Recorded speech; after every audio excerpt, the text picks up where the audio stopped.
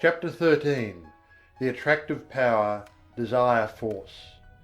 We have discussed the necessity of getting rid of fear, that your desire may have full strength with which to work.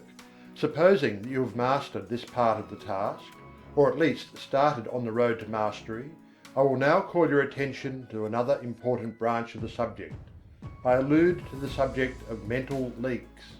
No, I don't mean the leakage arising from your failure to keep your own secrets. That is also important, but forms another story. The leakage I am now referring to is in that occasioned by the habit of having attention attracted to and distracted by every passing fancy. In order to attain a thing, it is necessary that the mind should fall in love with it and be conscious of its existence, almost to the exclusion of everything else. You must get in love with the thing you wish to attain, just as much as you would if you were to meet the girl or man you wished to marry. I do not mean that you should become a monomaniac upon the subject, and should lose all interest in everything else in the world. That won't do, for the mind must have recreation and change. But I do mean that you must be so set upon the desired thing that all else will seem of secondary importance. A man in love may be pleasant to everyone else, and may go through the duties and pleasures of life with good spirit, but underneath it all he is humming to himself, just one girl, and every one of his actions is bent toward getting that girl and making a comfortable home for her. Do you see what I mean? You must get in love with the thing you want, and you must get in love with it in earnest. None of this latter-day flirting, on today and off tomorrow sort of love, but the good old-fashioned kind that used to make it impossible for a young man to get to sleep unless he took a walk around his best girl's house, just to be sure it was still there. That's the real kind. And the man or woman in search of success must make of that desired thing his ruling passion. He must keep his mind on the main chance. Success is jealous. That's why we speak of her as feminine. She demands a man's whole affection, and if he begins flirting with other fair charmers, she soon turns her back upon him. If a man allows his strong interest in the main chance to be sidetracked, he will be the loser. Mental force operates best when it is concentrated. You must give to the desired thing your best and most earnest thought. Just as the man who is thoroughly in love will think out plans and schemes whereby he may please the fair one, so will the man who is in love with his work or business give it his best thought, and the result will be that 101 plans will come into his field of consciousness, many of which are very important. The mind works on the subconscious plane, remember, and almost always along the lines of the ruling passion or desire. It will fix up things and patch together plans and schemes, and when you need them the most, it will pop them into your consciousness, and you'll feel like hurrahing, just as if you had received some valuable aid from outside. But if you scatter your thought force, the subconscious mind will not know just how to please you, and the result is that you are apt to be put off from this source of aid and assistance. Beside this, you will miss the powerful result of concentrated thought in the conscious working out of the details of your plans. And then again, the man whose mind is full of a dozen interests fails to exert the attracting power that is manifested by the man of one ruling passion, and he fails to draw to him persons, things, and results that will aid in the working out of his plans, and will also fail to place himself in the current of attraction whereby he is brought into contact with those who will be glad to help him because of harmonious interests. I have noticed in my own affairs that when I would allow myself to be sidetracked by anything outside of my regular line of work, it would only be a short time before my receipts dropped off and my business showed signs of a lack of vitality. Now many say that this was because I had left undone some things that I would have done if my mind had been centered on the business. This is true, but I have noticed like results in cases where there was nothing to be done, cases in which the seed was sown and the crop was awaited. And in just such cases, as soon as I directed my thought to the matter, the seed began to sprout. I do not mean that I had to send out great mental waves with the idea of affecting people. Not a bit of it. I simply began to realize what a good thing I had and how much people wanted it, and how glad they would be to know of it, and all that sort of thing, and lo, my thoughts seemed to vitalize the work, and the seed began to sprout. This is no mere fancy, for I have experienced it on several occasions. I have spoken to many others on the subject, and I find that our experiences tally perfectly. So don't get into the habit of permitting these mental leaks. Keep your desire fresh and active, and let it get in its work without interference from conflicting desires. Keep in love with the thing you wish to attain. Feed your fancy with it. See it as accomplished already, but don't lose your interest. Keep your eye on the main chance, and keep your one ruling passion strong and vigorous. Don't be a mental polygamist. One mental love is all that a man needs. That is, one at a time. Some scientists have claimed that something that might as well be called love is at the bottom of the whole of life. They claim that love of the plant for water causes it to send forth its roots until the loved thing is found. They say that the love of the flower for the sun causes it to grow away from the dark places so that it may receive the light. The so-called chemical affinities are really a form of love, and desire is a manifestation of this universal life-love. So I am not using a mere figure of speech when I tell you that you must love the thing you wish to attain. Nothing but intense love will enable you to surmount the many obstacles placed in your path. Nothing but that love will enable you to bear the burdens of the task. The more desire you have for a thing, the more you love it, and the more you love it, the greater will be the attractive force exerted towards its attainment, both within yourself and outside of you. So love but one thing at a time.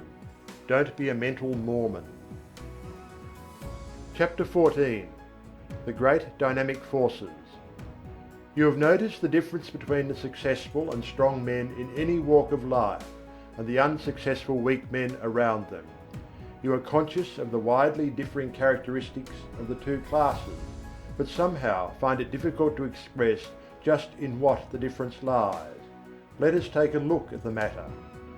Burton said, "The longer I live, the more certain I am that the great difference between men, the feeble and the powerful, the great and the insignificant, is energy and invincible determination, a purpose once fixed, and then death or victory. That quality will do anything that can be done in this world, and no talents, no circumstances, no opportunities will make a two-legged creature a man without it." I do not see how the idea could be more clearly expressed than Burton has spoken. He has put his finger right in the centre of the subject. His eye has seen into the heart of it. Energy and invincible determination. These two things will sweep away mighty barriers and will surmount the greatest obstacles, and yet they must be used together. Energy without determination will go to waste. Lots of men have plenty of energy, they are full to overflowing with it, and yet they lack concentration, they lack the concentrated force that enables them to bring their power to bear upon the right spot. Energy is not nearly so rare a thing as many imagine it to be. I can look around me at any time and pick out a number of people I know who are full of energy. Many of them are energy plus, and yet, somehow, they do not seem to make any headway. They are wasting their energy all the time. Now they are fooling with this thing, now meddling with that. They will take up some trifling thing of no real interest or importance and waste enough energy and nervous force to carry them through a hard day's work, and yet, when they are through, nothing has been accomplished. Others who have plenty of energy fail to direct it by the power of the will toward the desired end. Invincible determination, those are the words. Do they not thrill you with their power? If you have something to do, get to work and do it. Marshal your energy, and then guide and direct it by your will. Bestow upon it that invincible determination, and you will do the thing. Everyone has within him a giant will, but the majority of us are too lazy to use it. We cannot get ourselves nerved up to the point at which we can say, truthfully, I will. If we can but pluck up our courage to that point, and will then pin it in place so that it will not slip back, we will be able to call into play that wonderful power, the human will. Man, as a rule, has but the faintest conception of the power of the will, but those who have studied along the occult teachings know that the will is one of the great dynamic forces of the universe, and if harnessed and directed properly, it is capable of accomplishing almost miraculous things. Energy and invincible determination. Aren't they magnificent words? Commit them to memory, press them like a die into the wax of your mind, and they will be a constant inspiration to you in hours of need. If you can get these words to vibrating in your being, you will be a giant among pygmies. Say these words over and over again, and see how you are filled with new life. See how your blood will circulate, how your nerves will tingle. Make these words a part of yourself, and then go forth anew into the battle of life, encouraged and strengthened. Put them into practice. Energy and invincible determination. Let that be your motto in your workaday life, and you'll be one of those rare men who are able to do things. Many persons are deterred from doing their best by the fact that they underrate themselves by comparison with the successful ones of life, or rather, overrate the successful ones by comparison with themselves. One of the curious things noticed by those who are brought into contact with the people who have arrived is the fact that these successful people are not extraordinary after all. You meet with some great writer and you are disappointed to find him very ordinary indeed. He does not converse brilliantly, and in fact you know a score of everyday people who seem far more brilliant than this man who dazzles you by his brightness in his books. You meet some great statesman, and he does not seem nearly so wise as lots of old fellows in your own village, who waste their wisdom upon the desert air. You meet some great captain of industry, and he does not give you the impression of the shrewdness so marked in some little bargain-driving trader in your own town. How is this, anyway? Are the reputations of these people fictitious? Or what is the trouble? The trouble is this. You have imagined these people to be made of superior metal, and are disappointed to find them made of the same stuff as yourself and those about you. But, you ask, wherein does their greatness of achievement lie?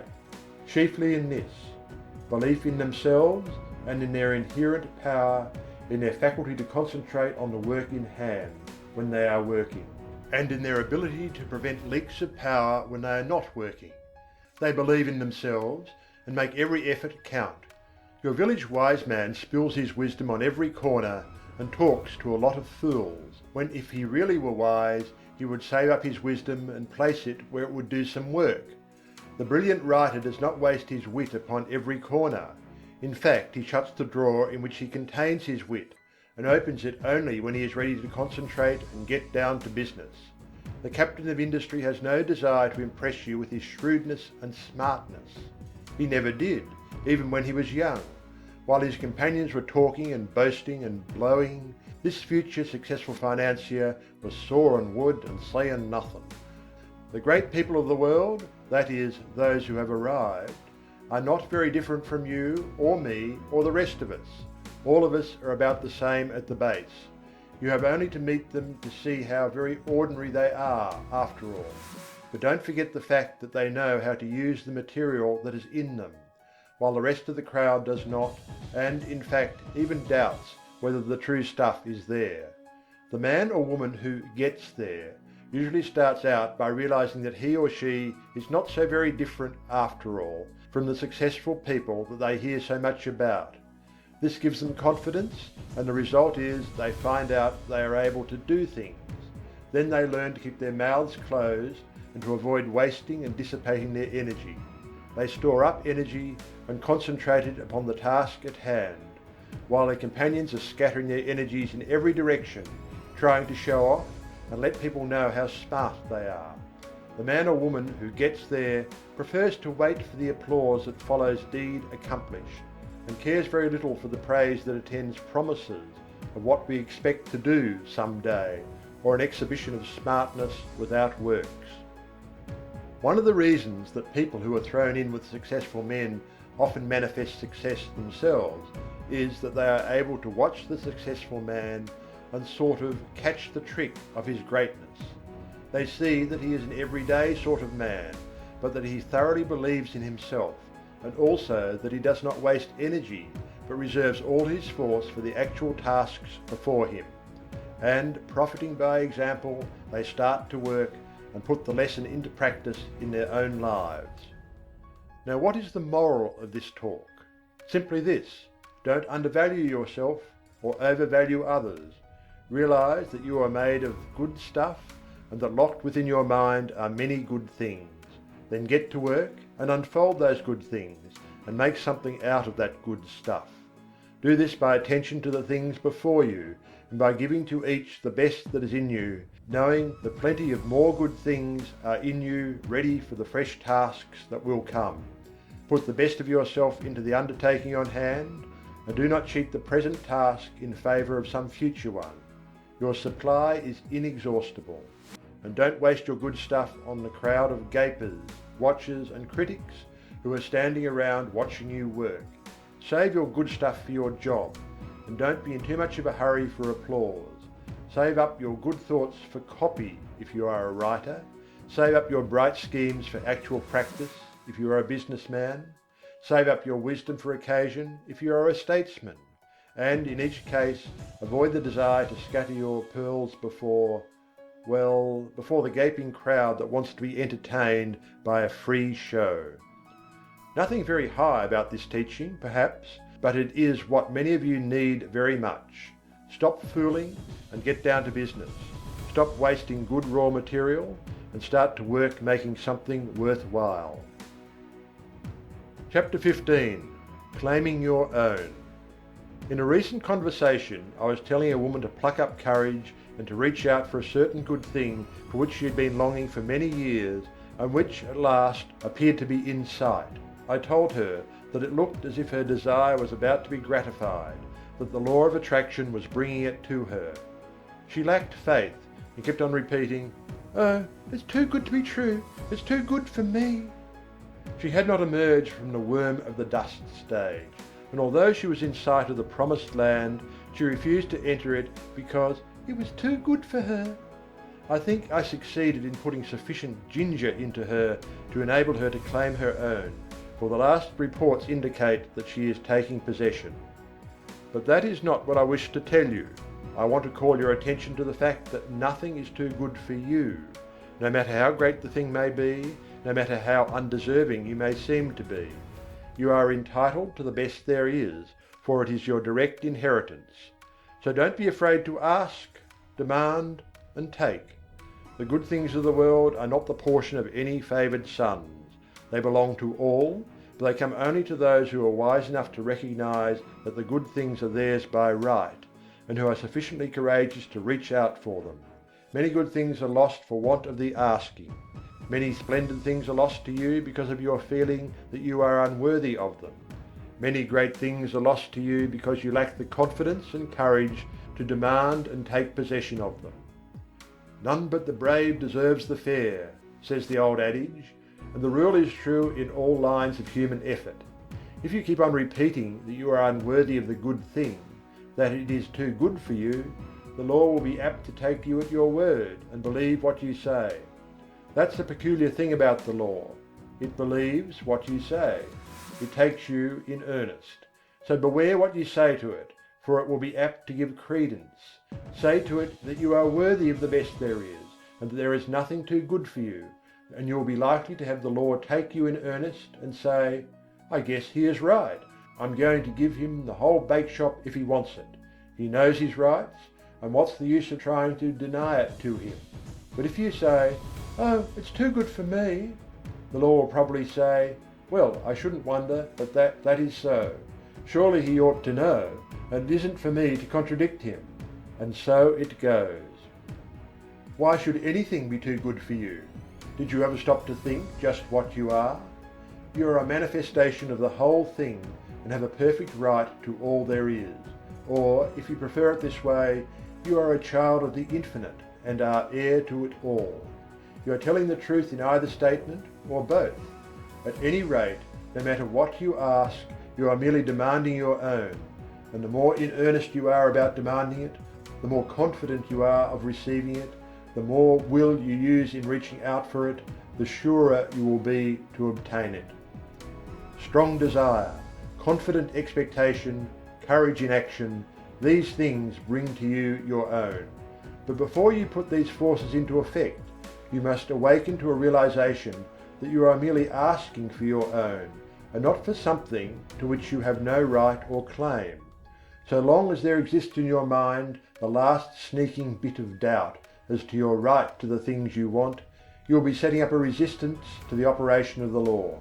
You may demand as vigorously as you please, but if you will lack the courage to act, if you have a lingering doubt of your right to the thing you want, if you persist in regarding the desired thing as if it belonged to another instead of to yourself, you will be placing yourself in the position of the covetous or envious man, or even in the position of the tempted thief.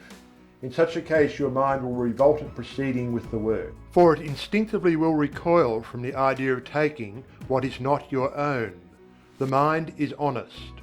But when you realize that the best the universe holds belongs to you as a divine heir, and that there is enough for all without your robbing anyone else, then the friction is removed and the barrier broken down, and the law proceeds to do its work. I do not believe in this humble business. This meek and lowly attitude does not appeal to me. There is no sense in it at all. The idea of making a virtue of such things when man is the heir of the universe and is entitled to whatever he needs for his growth, happiness and satisfaction. I do not mean that one should assume a blustering and domineering attitude of mind.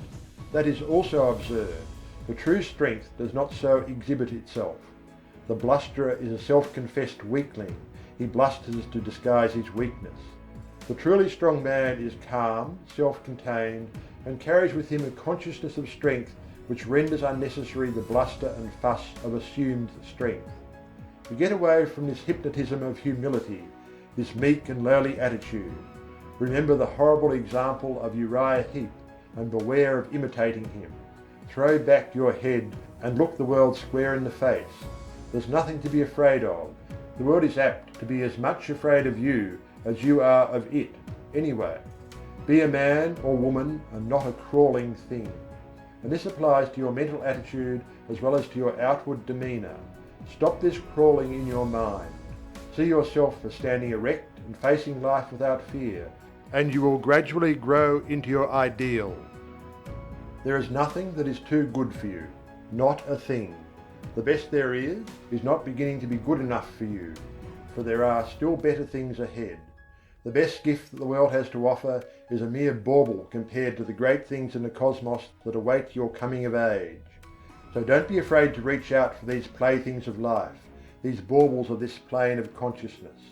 Reach out for them, grab a whole fistful, play with them until you are tired. That's what they are made for anyway. They are made for our express use, not to look at, but to be played with, if you desire. Help yourself. There's a whole shop full of these toys awaiting your desire, demand and taking. Don't be bashful. Don't let me hear any more of this silly talk about things being too good for you. Pshaw! You have been like the Emperor's little son, thinking that the tin soldiers and the toy drum were far too good for him, and refusing to reach out for them. But you don't find this trouble with children as a rule. They instinctively recognise that nothing is too good for them. They want all that is in sight to play with, and they seem to feel that the things are theirs by right. And that is the condition of mind that we seekers after the divine adventure must cultivate. Unless we become as little children, we cannot enter the kingdom of heaven. The things we see around us are the playthings of the kindergarten of God, playthings which we use in our game tasks. Help yourself to them. Ask for them without bashfulness. Demand as many as you can make use of. They are yours. And if you don't see just what you want, ask for it. There's a big reserved stock on the shelves and in the closets. Play, play, play, to your heart's content. Learn to weave mats, to build houses with the blocks, to stitch outlines on the squares, to play the game through and play it well, and demand all the proper materials for the play. Don't be bashful, there's enough to go round. But remember this, while all this be true, the best things are still only game things. Toys, blocks, mats, cubes, and all the rest. Useful, most useful for the learning of the lessons. Pleasant, most pleasant with which to play, and desirable, most desirable for these purposes. Get all the fun and profit out of the use of things that is possible. Throw yourself heartily into the game and play it out. It is good. But here's the thing to remember. Never lose sight of the fact that these good things are but playthings, part of the game, and you must be perfectly willing to lay them aside when the time comes to pass into the next class, and not cry and mourn because you must leave your playthings behind you. Do not allow yourself to become unduly attached to them. They are for your use and pleasure, but are not a part of you, not essential to your happiness in the next stage. Despise them not because of their lack of reality. They are great things relatively, and you may as well have all the fun out of them that you can. Don't be a spiritual prig, standing aside and refusing to join in the game. But do not tie yourself to them. They are good to use and play with, but not good enough to use you and to make you a plaything. Don't let the toys turn the tables on you.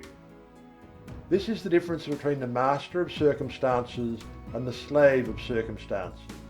The slave thinks that these playthings are real and that he is not good enough to have them. He gets only a few toys because he is afraid to ask for more, and he misses most of the fun.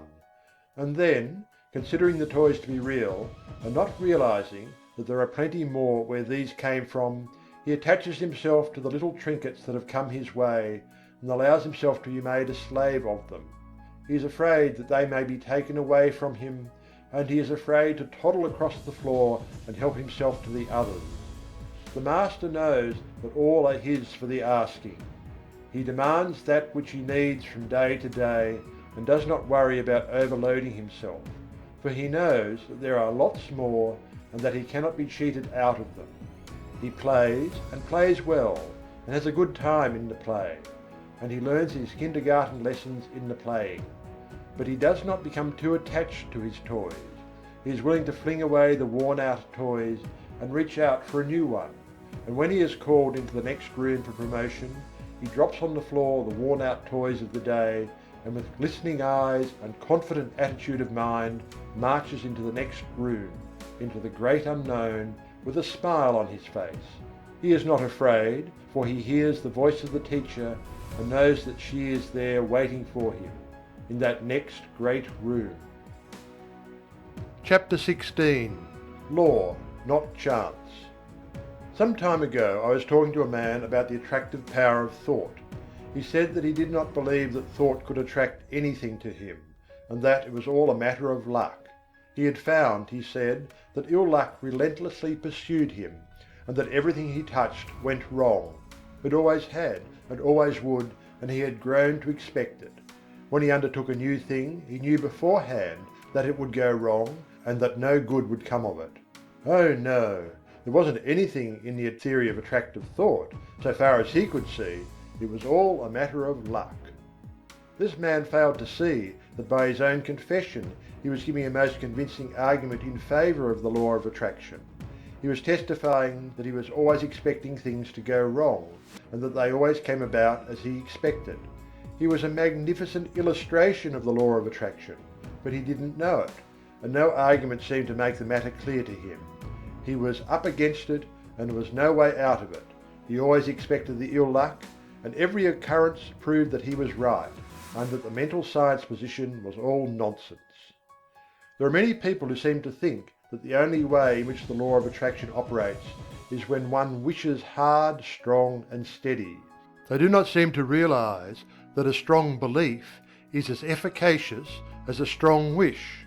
The successful man believes in himself and his ultimate success, and, paying no attention to little setbacks, stumbles, tumbles and slips, presses on eagerly to the goal, believing all the time that he will get there. His views and aims may alter as he progresses, and he may change his plans or have them changed for him, but all the time he knows in his heart that he will eventually get there. He is not steadily wishing he may get there, he simply feels and believes it, and thereby sets to operation the strongest forces known in the world of thought. The man who just as steadily believes he is going to fail will invariably fail. How could he help it? There is no special miracle about it. Everything he does, thinks and says is tinctured with the thought of failure. Other people catch his spirit and fail to trust him or his ability, which occurrences he in turn sets down as but other exhibitions of his ill luck, instead of ascribing them to his belief and expectation of failure. He is suggesting failure to himself all the time, and he invariably takes on the effect of the auto-suggestion. Then again, he, by his negative thoughts, shuts up that portion of the mind from which should come the ideas and plans conducive to success, and which do come to the man who is expecting success because he believes in it. A state of discouragement is not the one in which bright ideas come to us. It is only when we are enthused and hopeful that our minds work out the bright ideas which we may turn to account.